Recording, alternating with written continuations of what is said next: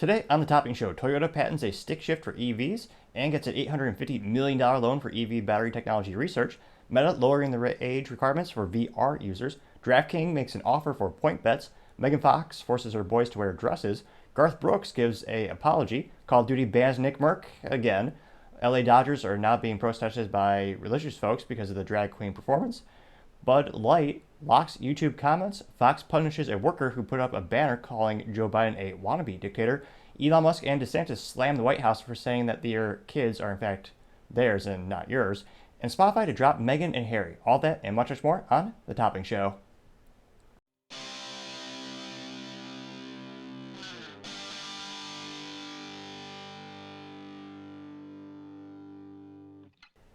Thank you for taking the time to tune in today. Today's episode of Topping Show is sponsored by Topping Technologies. Topping Technologies is an IT value-added reseller and services company with a special proficiency in IT security. Heck, I see their founder at least twice a day. God say he's quite handsome and brilliant. He's me, that's the joke. If you're an IT leader or business owner, need a little assistance, you can reach the team at sales@toppingtechnologies.com.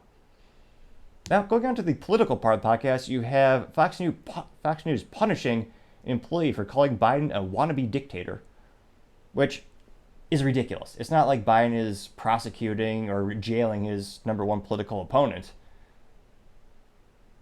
Oh, wait.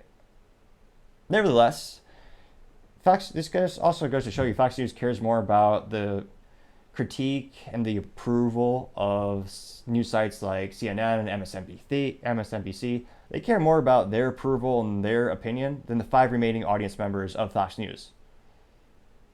Four remaining. It's sad. A lot. The people who watch it, unfortunately, a little bit older, and statistically speaking, their audience is decreasing in more ways than one. But it also goes. It's one of those things where you see the discrepancy between political people or figures and news outlets. I remember from 2016 to 2020, pretty much every news outlet constantly. They called Trump a dictator 10 times on a Monday, 20 times on a Tuesday.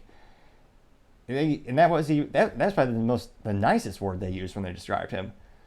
And again, no one really critiqued them because freedom of the press, though some would say you want to have a modicum of respect for someone, again, a little bit more than half the country voted for. But I digress in that regard. Now, this producer on Fox News put up like a little micro banner and called him a wannabe dictator, and Fox News freaked out beyond all belief. For reasons. Now, the producer said, hey, I'll give my 2 weeks notice. Obviously, you're pretty disgruntled. And in corporate America, that's usually the rule of thumb is you give 2 weeks. That way, it gives a little bit of time to debrief. You also have a little bit of time to maybe train someone up for the new position. But apparently, Fox News is going to punish him even more, where he actually apparently just quit in a day.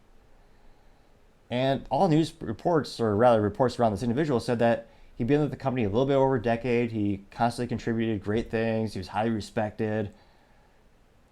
And he basically made that comment, and they immediately just went after him, which Fox News, more and more people are starting to realize it's just a cliche to say, but controlled opposition, diet CNN, and that's one of the reasons many speculate they got rid of Tucker Carlson.